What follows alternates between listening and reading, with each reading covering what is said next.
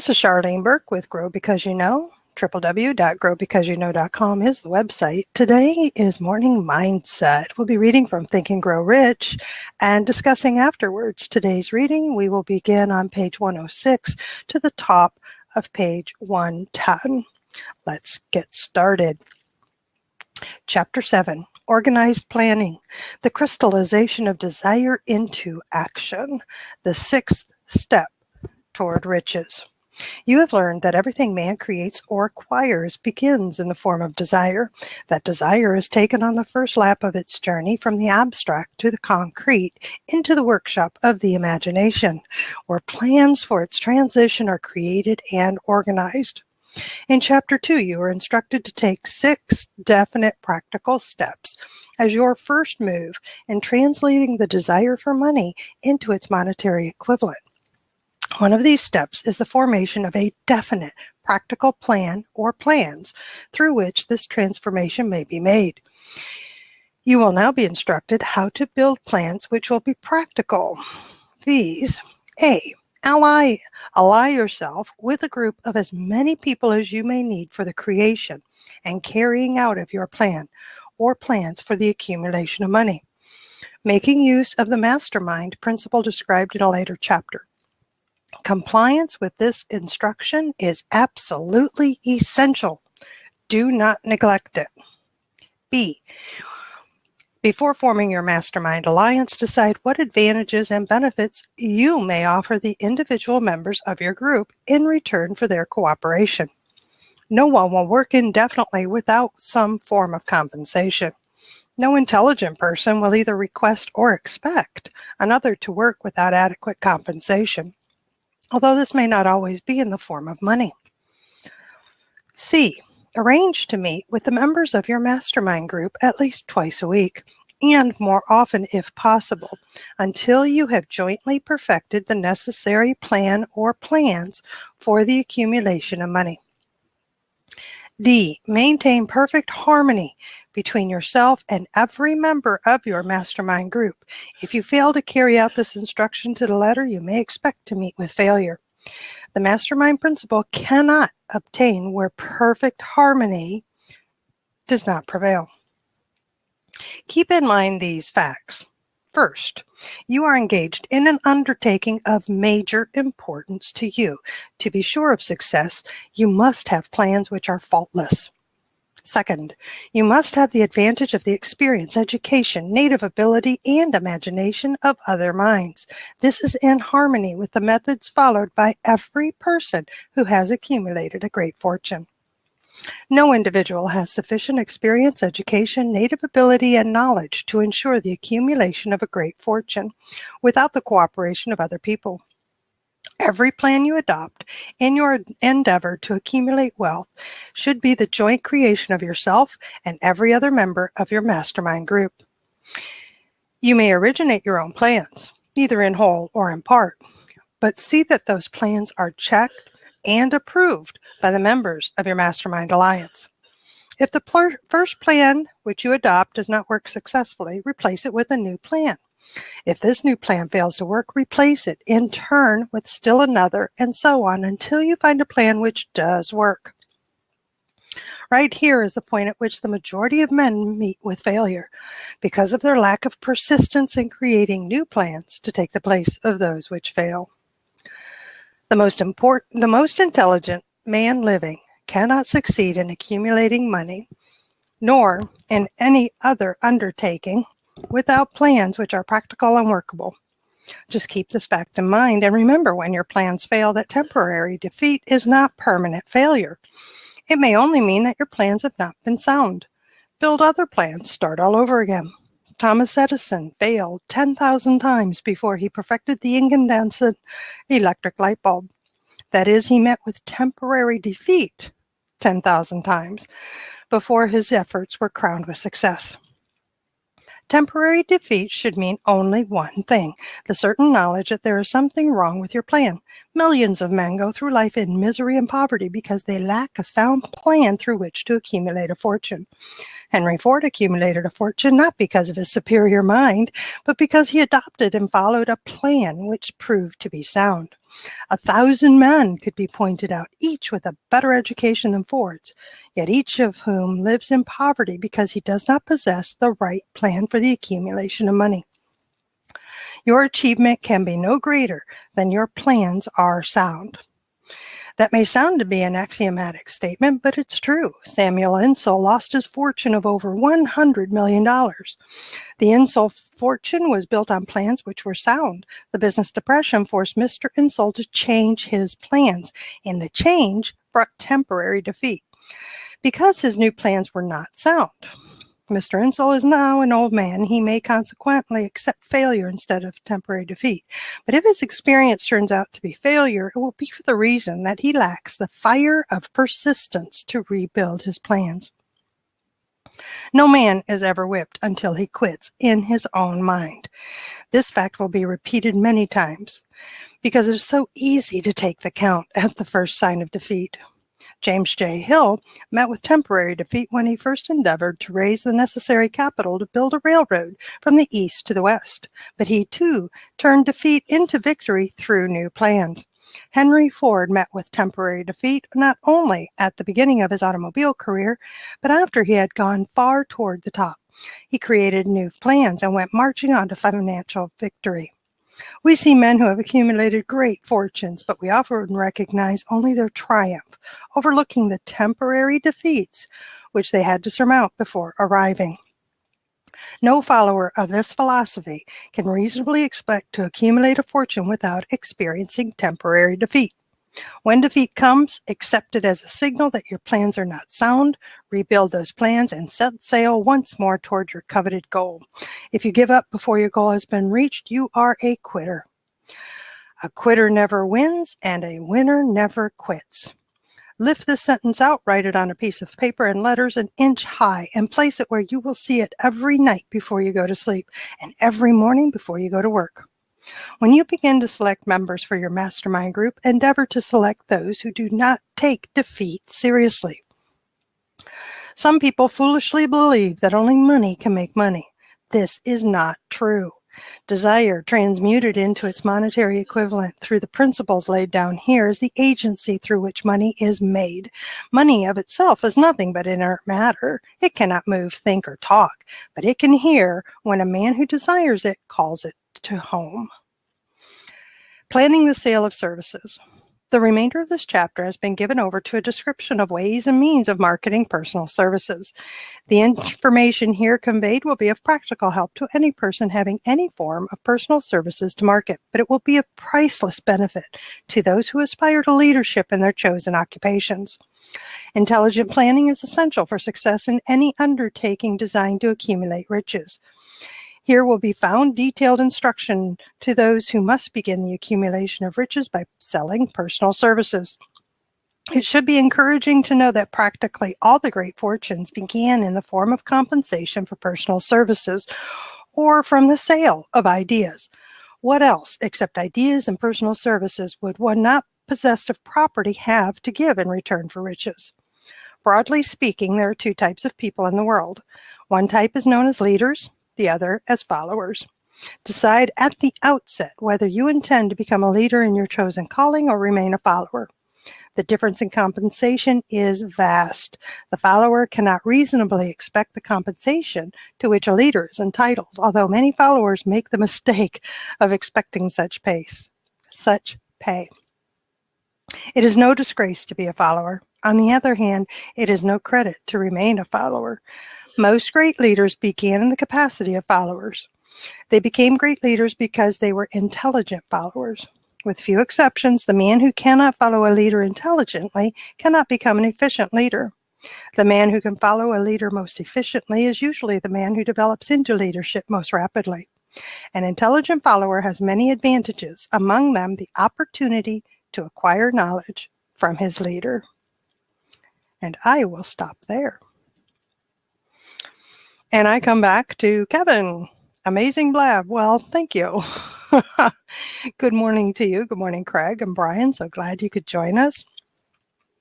If any of you don't happen to have a copy of the book, here is a Google link to a PDF. And I thought when I had glanced ahead to see what I would be reading that we had some solid ideas to pull from this for discussion. I think we do, and I'm a little concerned that at the end it may have veered us off of some of the exact directions we were given at the beginning of Chapter 7, Organized Planning. But I shall leave it up to you, those who want to join me in the discussion, to determine just how far off that is. Good morning, Lexi. The seat is open if anybody would like to discuss the pages we just read, 106 through the top of 110.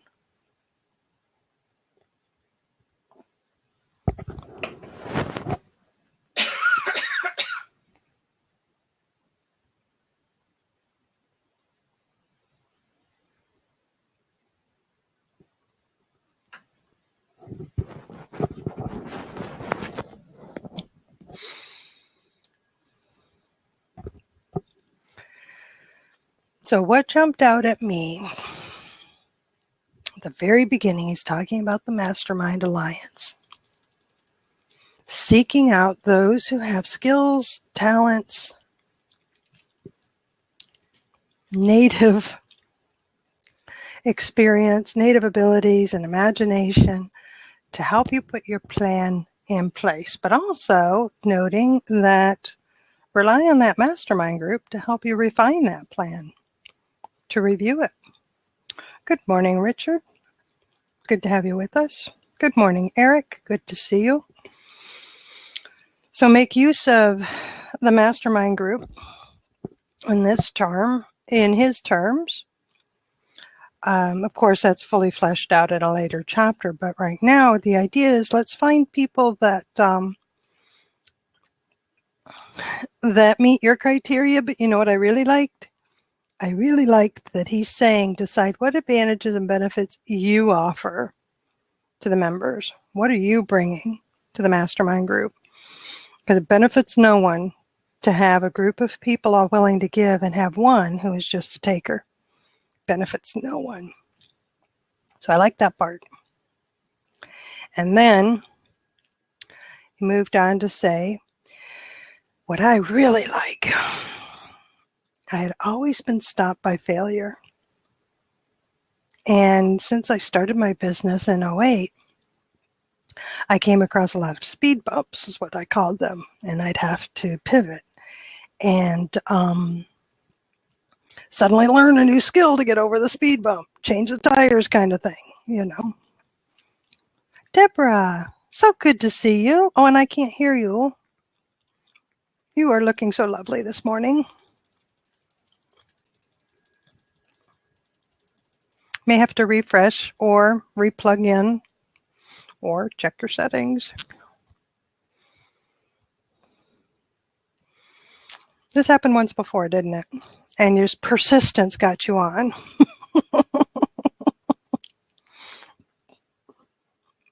Well, you just keep working at it and I'll let you know when we hear you.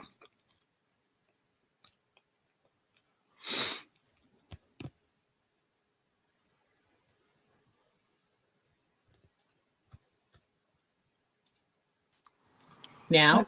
Oh, I can hear you now. Yay. Now, I can't stay long this morning, but because my new assistant is starting. Yay. Wonderful. Oh, yes, you have no idea. Yes, I do. Yes, I'm sure you do know.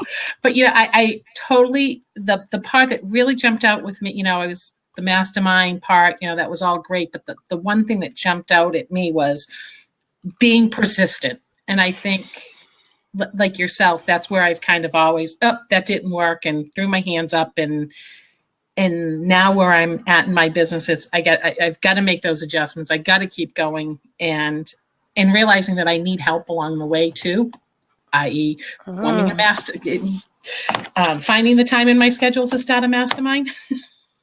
Or join mine.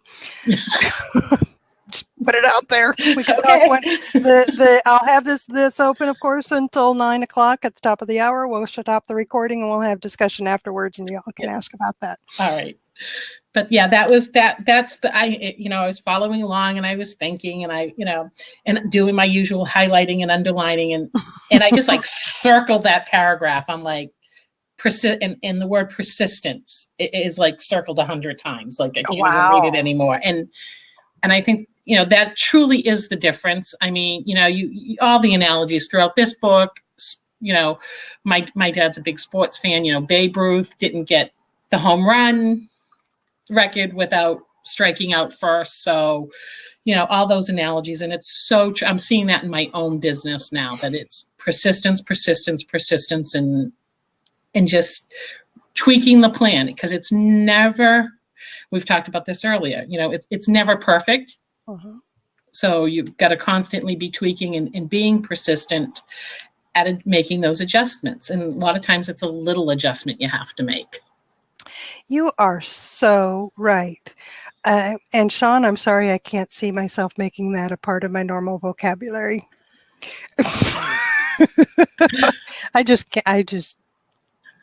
I'll work on that. But thank you for bringing it up. Never give up. Negu. Yeah. Nigu.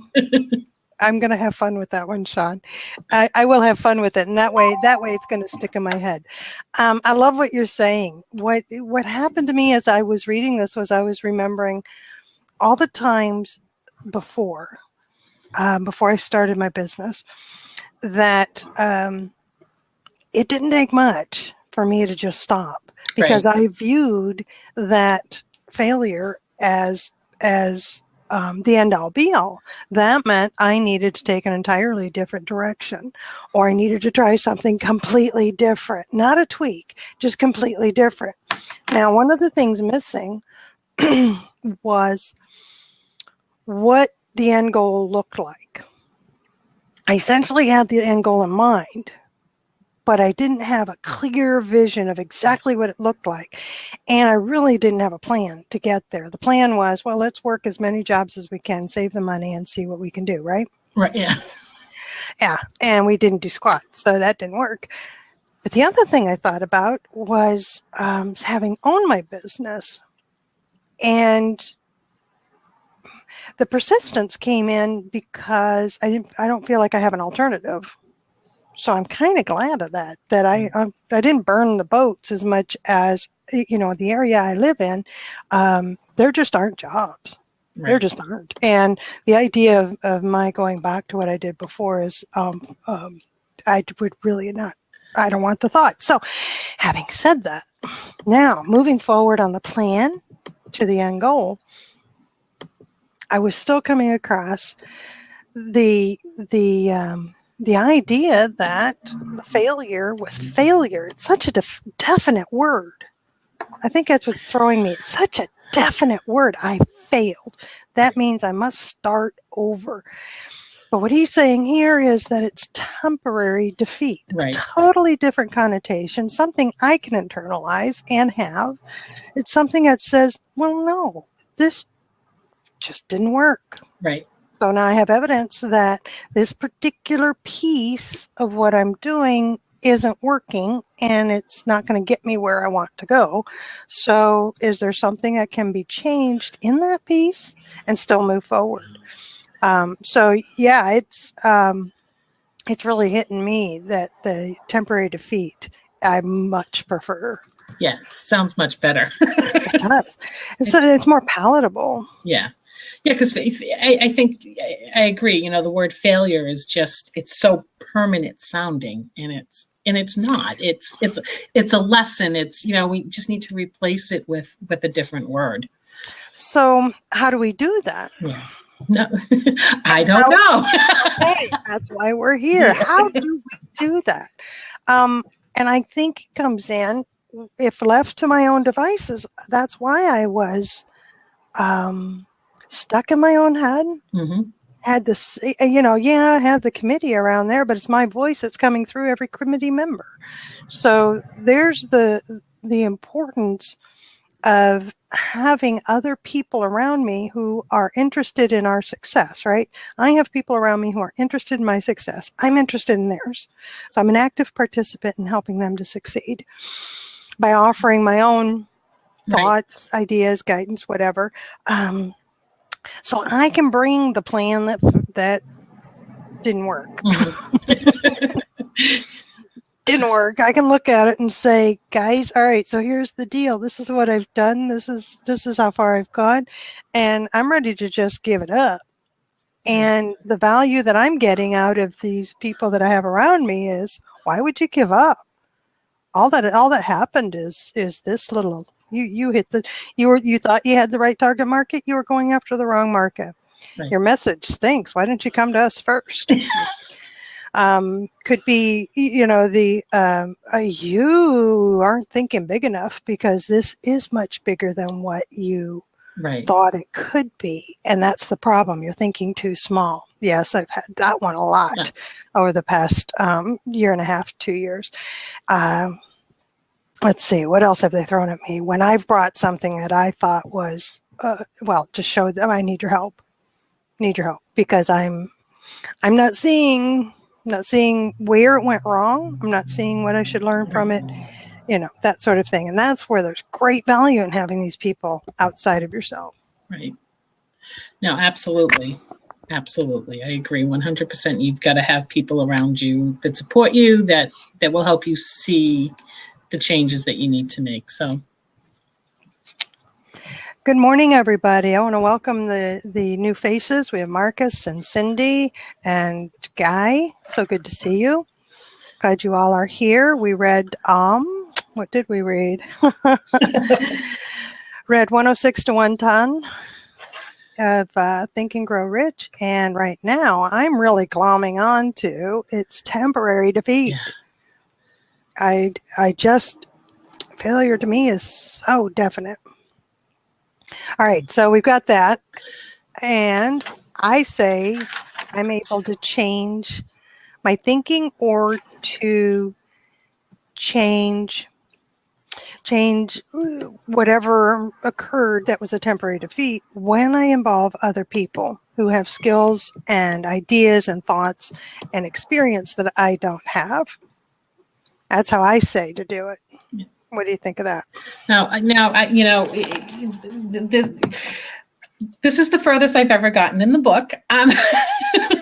Well, then so great. I'm taking a lot of this in now, you know, because it's new. My earbuds won't stay in this morning. So I'm just taking a lot of it in right now. But I do temporary defeat. I love that. Mm-hmm. I just keep going back to that. That's what really spoke to me. Persistence and temporary defeat. You know, you got to be persistent and realize that it's just temporary. It's not permanent. And that's just what keeps speaking to me. So, you know. See, it does to me too, because on page 108, he says this line, temporary defeat should mean only one thing. The certain knowledge that there is something wrong with your plan. Yes. Now we can bring it into what's resonating with me all those years, that I thought there was something wrong with me. That it wasn't the plan, it was me, which is probably why I took the term failure to be so definite, and the stop signal. Yeah. No, I think, you know, most of us listening this morning could say, yes, that was us at some point. Mm-hmm. I do. And just having that realization that it's temporary, just having it put that way is just, it's awesome. It really spoke to me this morning. Good. So, yeah. Good. And this is the furthest you made it in the book. I think it's fantastic. I think it's great. I'm actually learning something now. Always learning. I mean, I can go back and reread my notes and everything on every page I have in here now. But yeah, this has been a great journey with you. And last week I was lurking. I couldn't participate, but I was lurking and listening. So this week is kind of the same, but because there's big changes coming, so I'm thrilled. But I've got to jump off because my assistant's coming in 15 minutes. I will be listening in the background, and I'll see you tomorrow morning. You're awesome. Thanks, Deborah. It was so good to see you. Have a great day. Have a good one. You too. Yes, Kevin. Failure is an event, not a person. Yes. And that I think comes with maturity and with learning what it is. I was personally, I was never taught how to fail. I was taught that, oh, you did your best, now try something else. It wasn't, oh, you did your best, now what can we learn from it so you can be better? It was, well, you did your best, time to try something else. All right, so the seat is open for anybody wanting to discuss any part of the reading, 106 to 110. We're talking about, quitter never wins, winner never quits. There's something else to put on my wall. Why? Because he says to, and by gosh, too many people have succeeded using this, so I'm going to do everything he tells me to do. That no follower of this philosophy can reasonably expect to accumulate a fortune without temporary defeats along the way. That's reassuring. I'm not going to sit here and try to review my temporary defeats. I don't think that that's helpful. I think what's most helpful to me is that I recognize them as temporary defeats and that I take that temporary defeat, review it, take it to the people that are part of my inner circle and my mastermind, and ask them to take a look at it, which is what he's saying to do. Right? Good morning, Alex. So good to see you.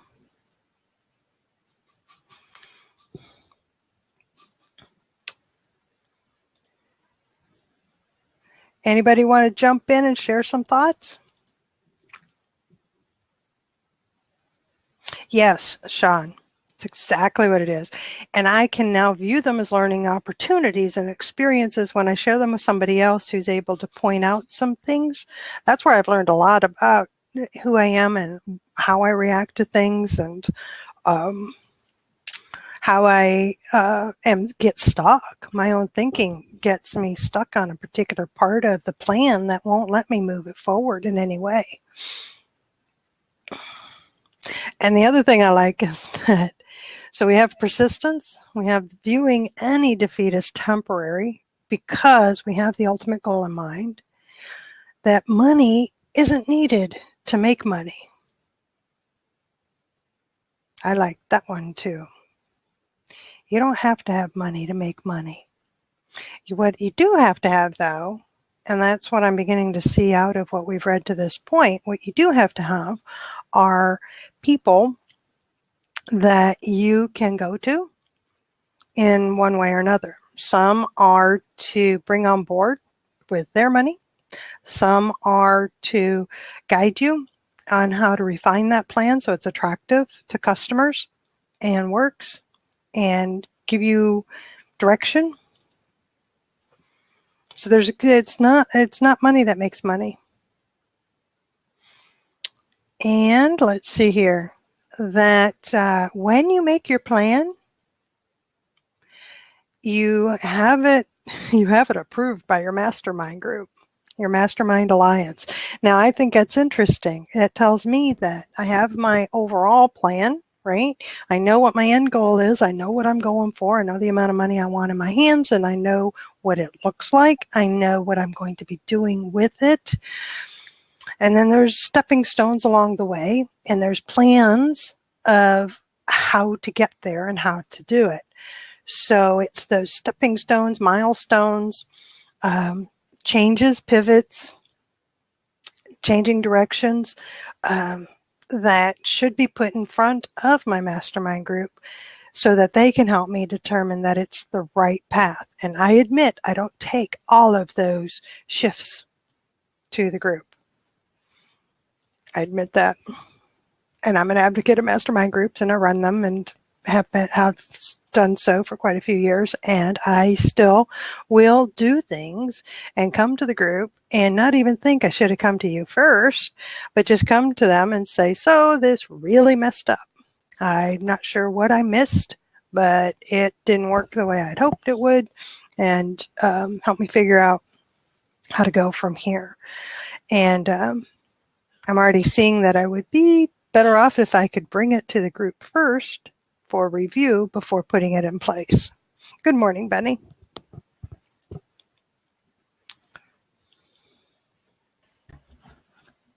Alex, good morning. Morning, Charlene. How are you? Okay, can I say how odd it is that we're seeing you with a Yeti in front of you? Why is that? Well, it's Why do you think it's well, odd? it's the first time. The first time. Every time to this point has been a lovely view in the back, and the artist is speaking. So now we have the microphone. Great use of tech. Well, I'm fine with it. I don't know why, Charlene, but for some strange reason, Well, see, there you go. this screen, Yeah. and I don't know why it does this. I've got two screens, and for some strange reason, it picks up the other screen, the second screen, and I can't quite explain that, but it does. And it seems to be something with Blab. It always picks up the big screen, no matter that the other screen is running, and so it's giving you a different frame of reference. Anyway, there we go. Interesting. Okay. Yeah. So there we are, changing perspective. So look, I wanted to share a thought with you. Yes. And I'm not too sure where this one's going to go. Okay. I shouldn't be here talking to you at the moment. I should actually be in London, and I live in France. And the reason I'm talking to you and I'm not in London is because I can't find my passport, and it's either lost or it's stolen, or my daughter has removed it. And so you're talking about failure. Mm-hmm. And yet I don't think there is such a thing as failure. So I'm waiting today to see actually what's going to come out of it, because I was supposed to be in a new business meeting in about an hour and a half in London, and I'm not going to be there because I didn't take my flight because I don't have a passport. Now, most people would see that as a form of failure, a disappointment, a setback, and I'm waiting to see why I'm not in London and why I'm sitting here. And I thought, well, I'll pop on and have a quick chat with Charlene, see how you are, and see where the conversation goes. Okay. So you're right. It could be viewed as temporary. It could be viewed as failure. And I'll tell you why in my brain, why it went there is because you just said that it's a new business and you're meeting with people about a new business. Right? No, it was a new business opportunity for me. It was, and the opportunity is still there. You know, it's with a potential client, and there is a new business opportunity, and that was why I was supposed to be going to London. Okay. And so then, you know, it's. Well, I don't know that I would call that a failure. Quite honestly, I'd be more inclined to say, "Hey guys, can you get on to a video conference call with me?" And that makes it almost as good as my being there in person. And it's because, Sure. It's because I'm unable to physically get there due to interesting events. Yeah, little late for that. My partner's already cancelled the meeting and postponed it and said, you know, they want to do it face to face. They want to. I thought as much, but in person. So anyway, it's going to happen at some point, but it may take a few weeks if the passport really is genuinely not there. Right. And it's going to take a few weeks for that to happen. So I just thought I'd jump on and share that as a thought and say that I genuinely don't see it as failure. I genuinely see it as there is another opportunity that's going to come up at some point in the next 24 hours. And I don't know what that opportunity is. I think either the universe is saying to me, if you'd been in London today, something would have happened to you that you didn't want to happen, or the client that I was going to see is not the client that I should be seeing, or there is somebody I should be meeting over here that I wouldn't have been able to see if I'd taken that flight. So I'm kind of dropping the expectation that.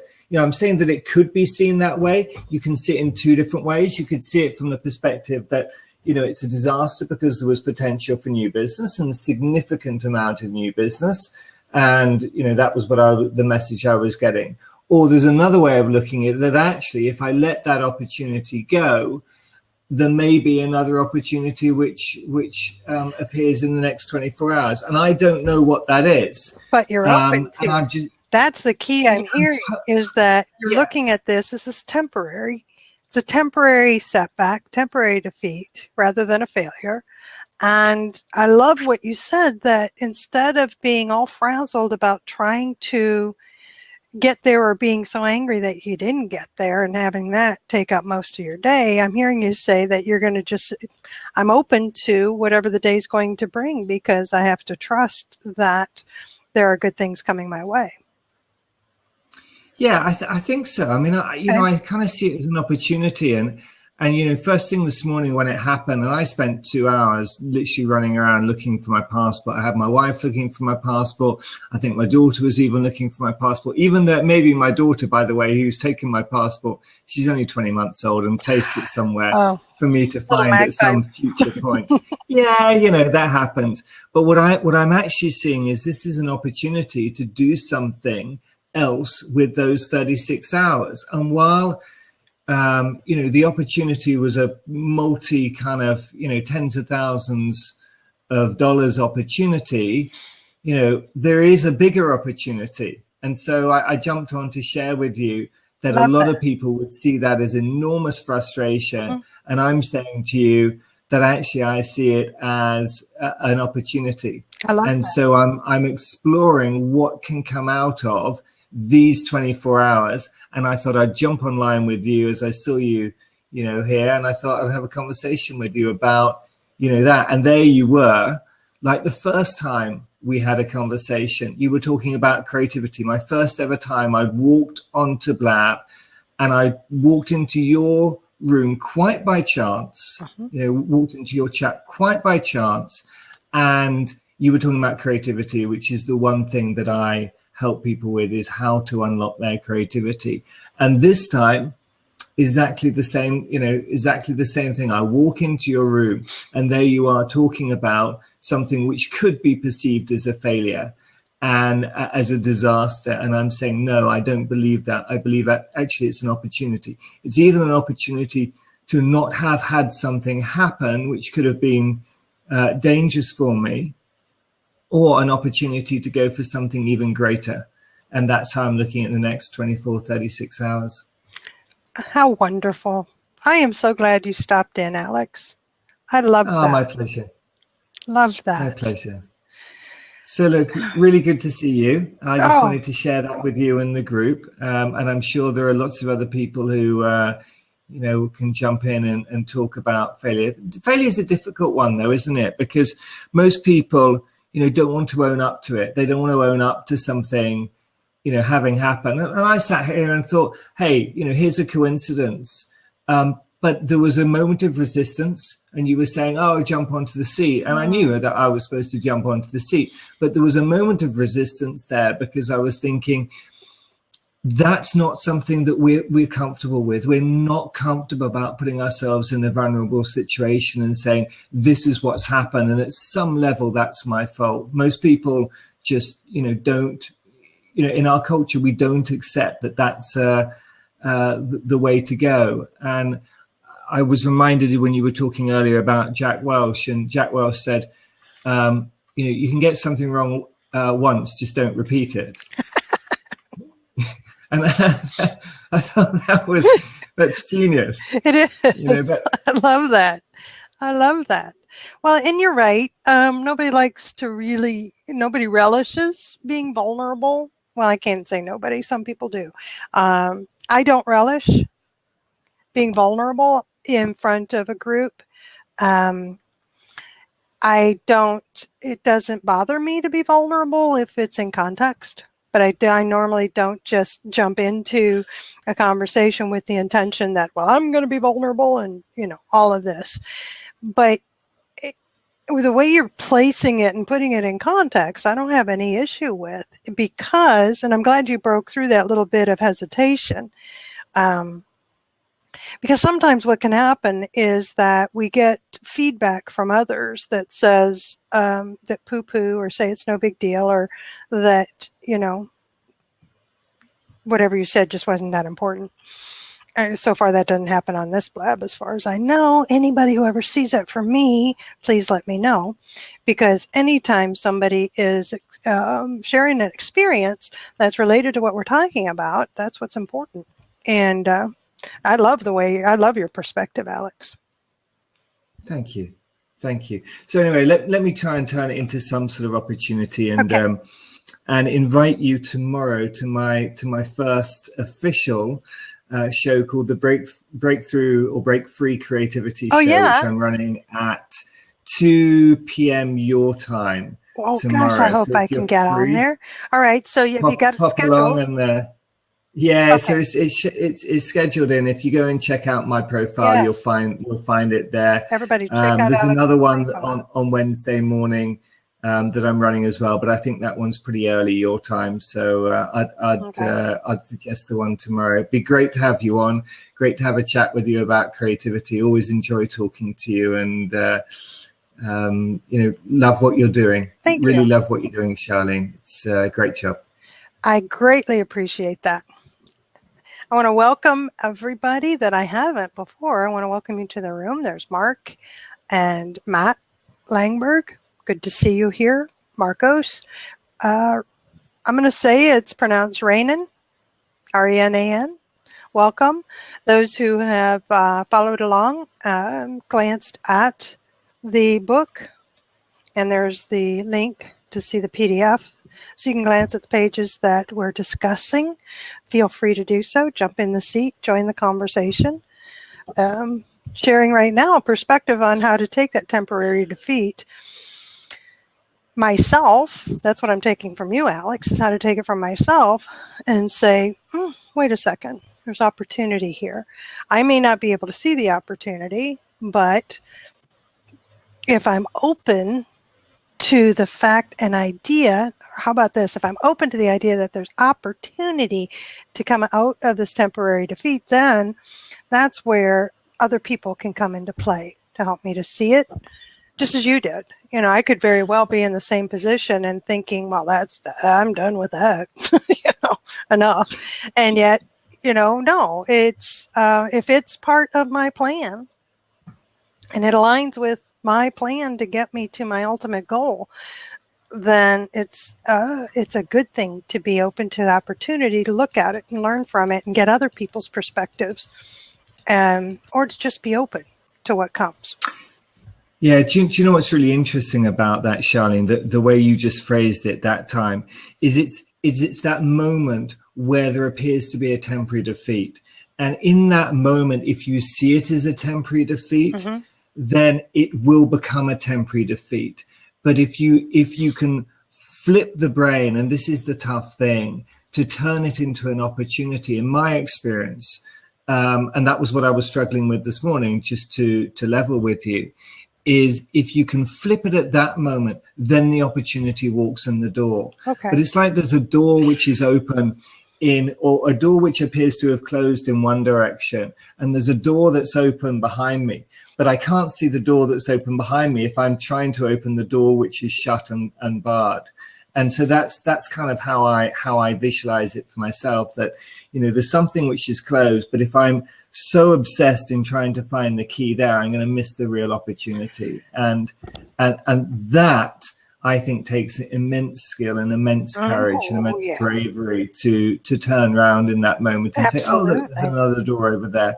How many times do you hear people, leave companies and they've been removed against their will? And at some level, if you really ask them the question, unconsciously, they have decided actually to leave. A number of times I've spoken to people in the last couple of years who have left a company, not through their own doing at a conscious level, but unconsciously had said 3-6 months before to me, I want to leave the company. Yeah, mentally they were gone. Mentally they were gone. And then it takes them a lot longer often to turn that round and say, okay, I can now see the opportunity. It's very easy to see the opportunity in something when the opportunity's happened.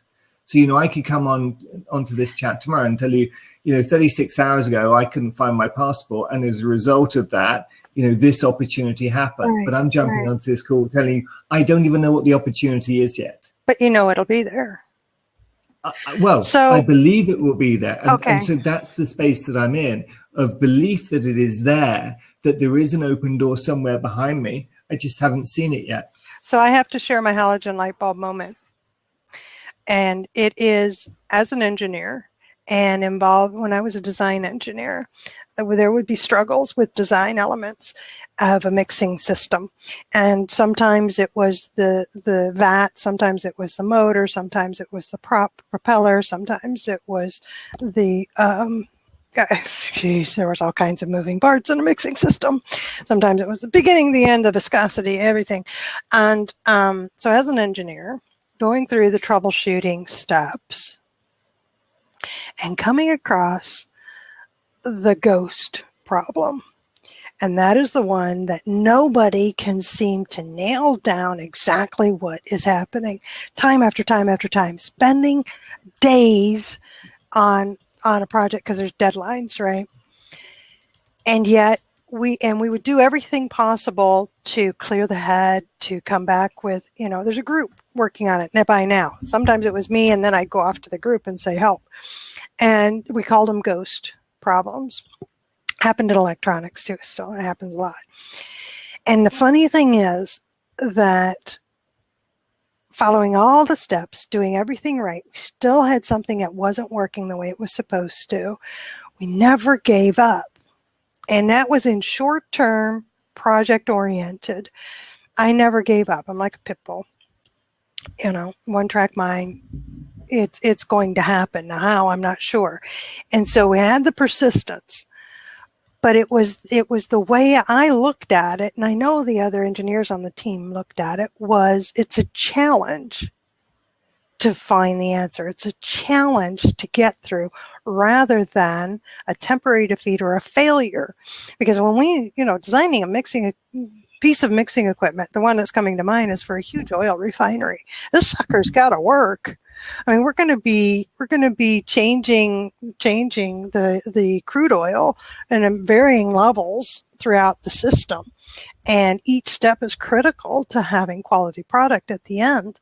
And if it doesn't work, where everybody's in trouble, you're just hosed because we ain't the only mixing team in town, kind of thing. So. Goodbye, Sean. So glad you were here. So what really came to mind to me as you were talking about that, you're talking opportunity. And I'm thinking it's just a challenge. There's that speed bump that I talk about when I look back over the past few years of building my business. I call them speed bumps because there's temporary stoppage. Got to slow down. Got to review, got to take a look, that sort of thing.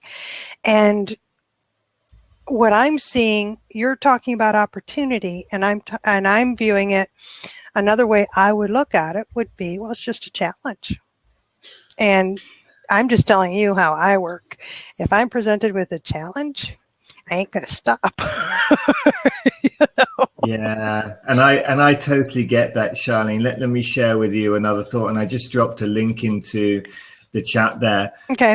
Challenges to me is how geniuses grow. And if you look at every genius and every extraordinary individual, you will find that they have suffered.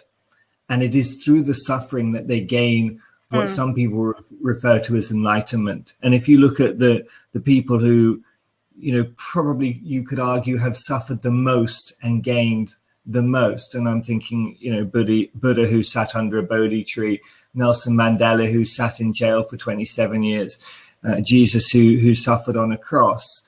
And you look at the pain and suffering that they went through, and yet through that suffering, they actually came to a place of enlightenment. What is it? What is your Bodhi tree? What have you, what are you sitting under? Where is the shade falling on you? What is it that you are? How do you choose to suffer? I'll give you two examples that I actively have chosen, or not quite intentionally. But one is living in France, the most bureaucratic country pretty much in the world.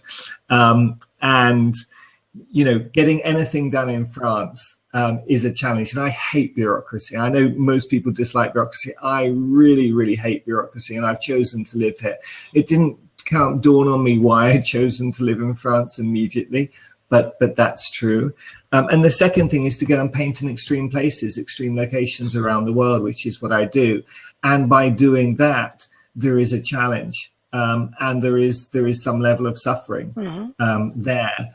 And it is through that suffering, it is through that challenge that I explore whether it's possible to be creative everywhere. And my experience thus far, minus 10 degrees centigrade, which is what, about 30 degrees Fahrenheit. Really cold.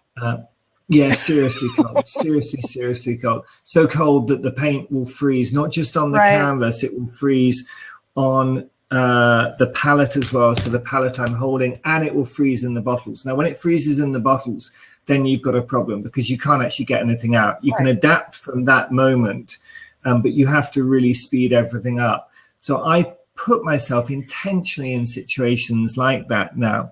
I think most of us put ourselves unintentionally in situations where we suffer and where we have opportunities to, in inverted commas, fail.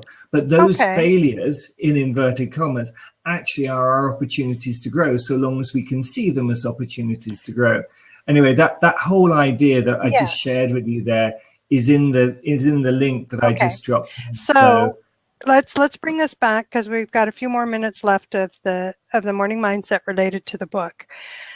So we have a plan, we put the plan in place, and we experience temporary defeat.